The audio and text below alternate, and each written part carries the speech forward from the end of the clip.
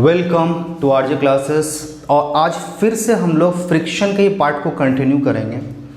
और आज जो हमको सीखना है advantage and disadvantage of friction.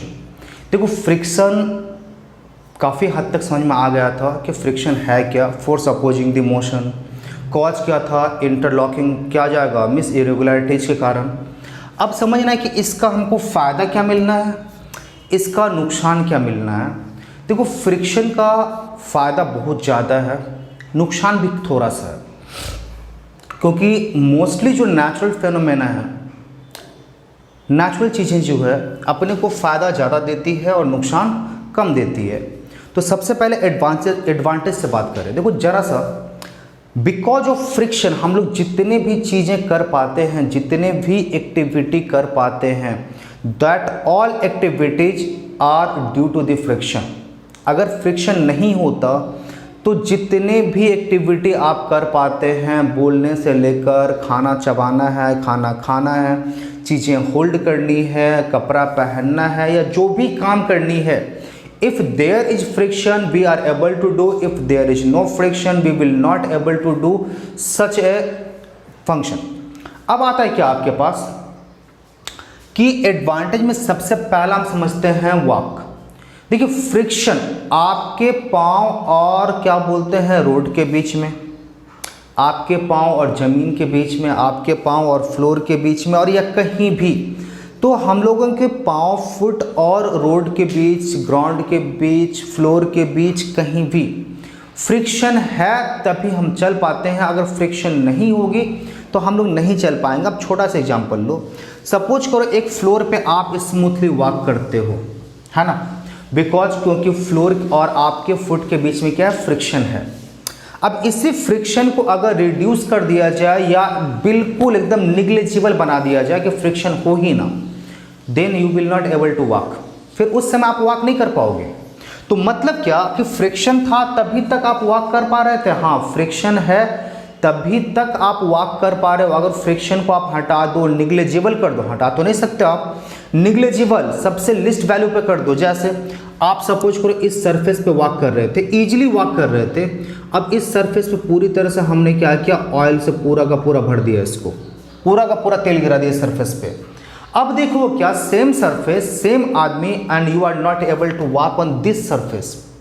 अब इस सरफेस पे आप प्रॉपरली वॉक नहीं कर पा रहे हो। अब क्वेश्चन आ रहा है कि वॉक क्यों नहीं कर पा रहे हो। तो वॉक क्यों नहीं कर पा रहे हो, क्योंकि उसका आंसर आपको ये मिला कि पहले तो यहाँ फ्रिक्शन थी, लेकिन अब यहाँ फ्रिक्शन नहीं है, क्योंकि आपने ऑयल गिरा दिया। और ऑयल गिराने के कारण इसकी जो इरेगुलरिटीज थी, वो सारा का सारा इरेगुलरिटीज क्या हो गया, फिल्ड हो गया, भर गया। अब यहाँ इरेगुलरिटीज नहीं बचा, तो आप क्या करते हो, यहाँ नहीं चल पाओगे, यहाँ आप फिसल के गिर जाओगे।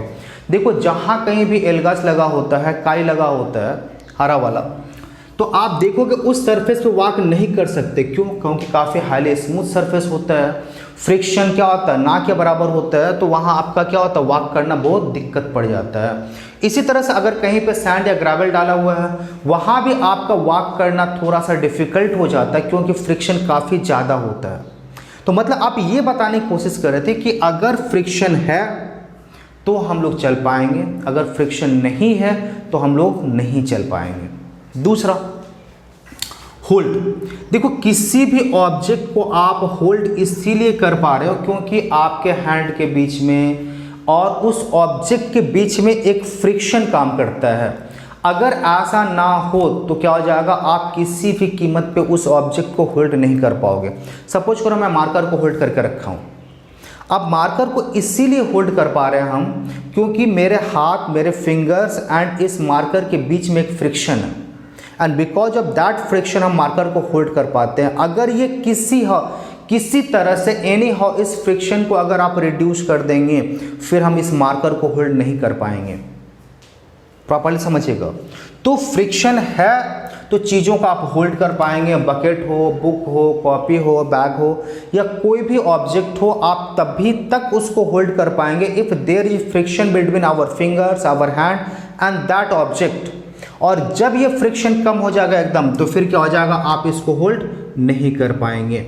अच्छा, बात आई अपने लिखने की, आइदर वो बोर्ड पे लिखना हो, कॉपी पे लिखना हो या कहीं भी लिखना हो। देखो जरा सा, अच्छा एक छोटा सा एग्जांपल, अगर हम एक पेन के थ्रू इस व्हाइट बोर्ड पे लिखने की कोशिश करें, I will not able to write properly on this board, और ये इस बोर्ड पे अच्छे से लिखा भी नहीं जाएगा। क्यों नहीं लिखा जाएगा? क्योंकि ये बोर्ड थोड़ा सा स्मूथ है और इसके लिए क्या होनी चाहिए, एक प्रॉपर मार्कर बनाया गया है, और उस पेन के थ्रू जो आप लिखोगे तो इस पे प्रॉपरली नहीं लिखेगा, क्योंकि उतना फ्रिक्शन आपको प्रोवाइड नहीं होगा, इतना फ्रिक्शन आपको मिलेगा नहीं। तो अब आपसे पूछता है क्या कि अगर फ्रिक्शन है, अगर सपोज करो आपके पेपर के बीच में और पेन के बीच में अगर फ्रिक्शन है तो आप लिख पाएंगे। अच्छा, इस अगर आपको चेक करना हो कि फ्रिक्शन की वजह से ही लिख पा रहे हैं कि नहीं लिख पा रहे हैं, तो आप एक काम करो, एक पेज ले लेना और पेज के ऊपर पहले एक पेन से लिखो, आप देखोगे स्मूथली आप लिख पा रहे हो, ठीक है।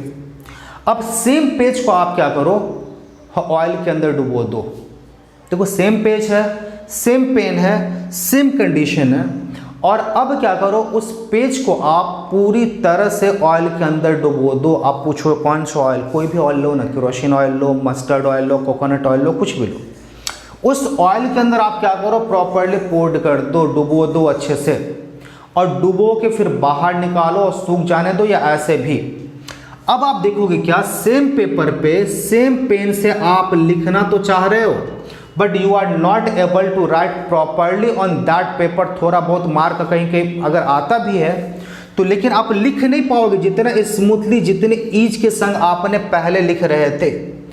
अब आपका क्वेश्चन आया क्या, सर पेपर भी वही, पेन भी वही, कंडीशन भी वही, आदमी लिखने वाला भी वही, लेकिन फिर क्या हो रहा है, पहले कंडीशन में तो हम प्रॉपरली लिख पा रहे थे, लेकिन जब हमने इसको ऑयल के अंदर पूरा डुबो के और बाहर निकाला, इसके बाद हम प्रॉपरली नहीं लिख पा रहे हैं। ऐसा क्यों?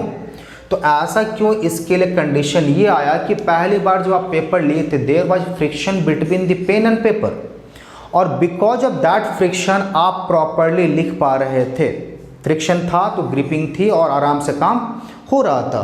लेकिन सेकेंड टाइम जब इसका आपने क्या किया, इसको ऑयल के अंदर डुबोया, तो देयर इज क्या हो जाएगा, friction between the pen and paper. अब फ्रिक्शन रहा नहीं रहा, तो आप नहीं लिख पा रहे हैं। अच्छा देखो, नेल है, स्क्रू है, ये सारी चीज़ें दीवार के अंदर फॉर्मली फिक्स्ड रहता है। फिक्स्ड क्यों रहता है? क्योंकि दीवार, वाल और नेल के बीच या स्क्रू के बीच एक प्रॉपर फ्रिक्शन काम करता है, and because of that friction ये नेल, स्क्रू या इस तरह के दूसरे जो भी चीज़ें हैं अपने वाल के अंदर क्या होता है, फॉर्मली फिक्स्ड हो जाता है। अच्छा एक और आपके पास होता है मैच स्टिक।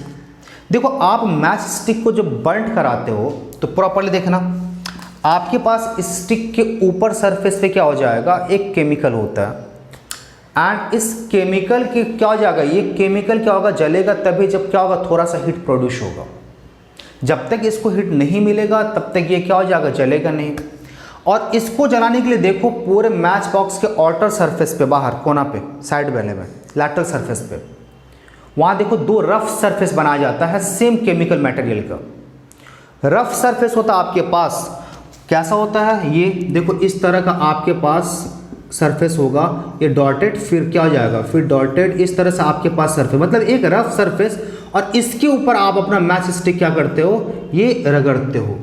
तो जैसे ही आप क्या करते हो, मैच स्टिक को उसके ऊपर रब्ड करते हो, रब्ड करने के कारण क्या हो जाता है, आपके पास फ्रिक्शन प्रोड्यूस होता है। और फ्रिक्शन बिटवीन द किसके बीच में, ये मैच स्टिक और इस सरफेस के बीच में एक फ्रिक्शन बनता है। फ्रिक्शन के कारण क्या होगा, हीट प्रोड्यूस होगा, एंड दैट हीट कॉजेज क्या हो जाएगा, burning of that match stick. Because of that ये मैच स्टिक क्या हो जाएगा, बर्न करेगा। अच्छा व्हीकल्स देखो जरा सा, व्हीकल्स, अच्छा खुद तो हम लोग जो चल रहे थे तो ठीक ही है, हम लोग क्यों चल रहे थे, फ्रिक्शन था, रोड और क्या हो जाएगा अपने पाँव के बीच में। व्हीकल्स के संग भी सेम कहानी आता है, आइदर आप 4 व्हीलर्स ले लो, 2 व्हीलर्स ले लो, साइकिल ले लो, मोटरसाइकिल, बुलक, क्या हो जाएगा, बुलक कार्ट ले लो, कुछ भी ले लो।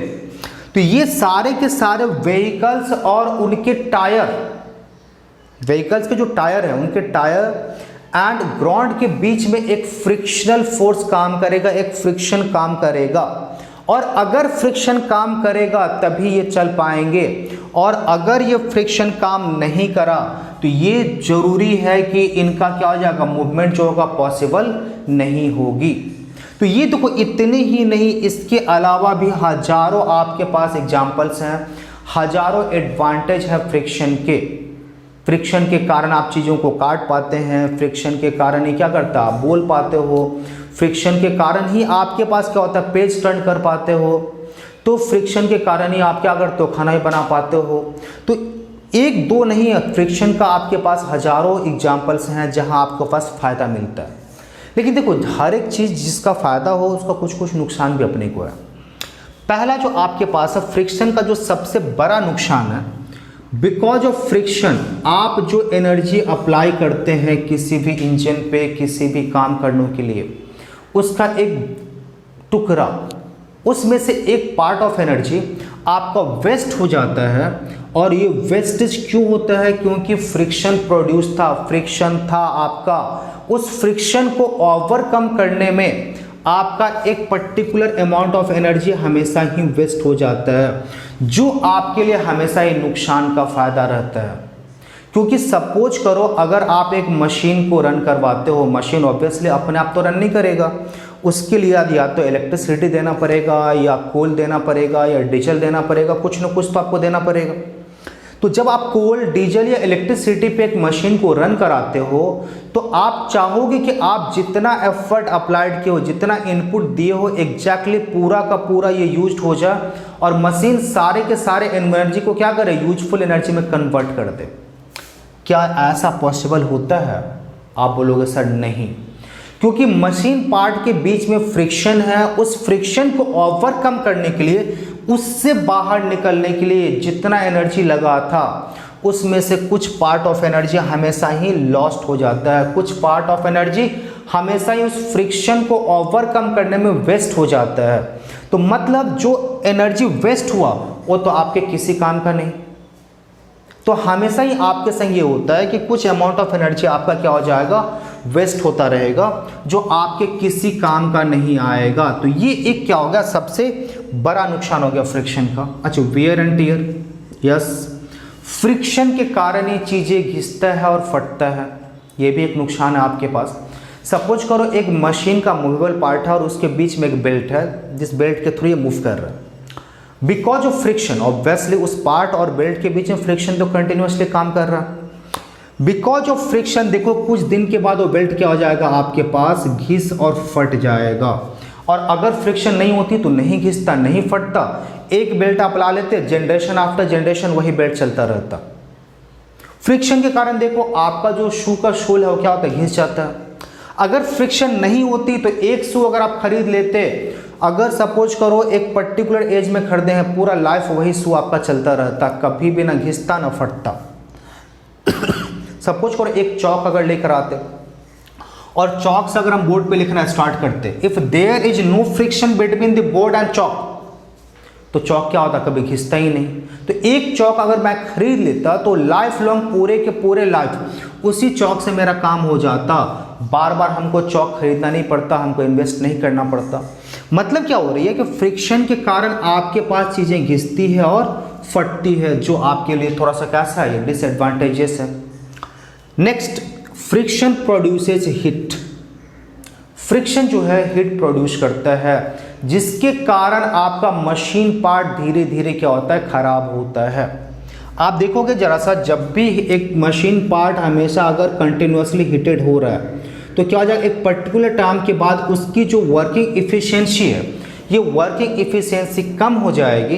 तो फ्रिक्शन के कारण हीट प्रोड्यूस होगा, जो आपके मशीन पार्ट की इफिशिएंसी धीरे धीरे कम करती चली जाएगी। तो ये भी एक डिसएडवांटेज है किसकी, फ्रिक्शन की। हम लोग नेक्स्ट वीडियो में अब क्या करेंगे, फ्रिक्शन के बारे में कुछ और डिस्कस करेंगे।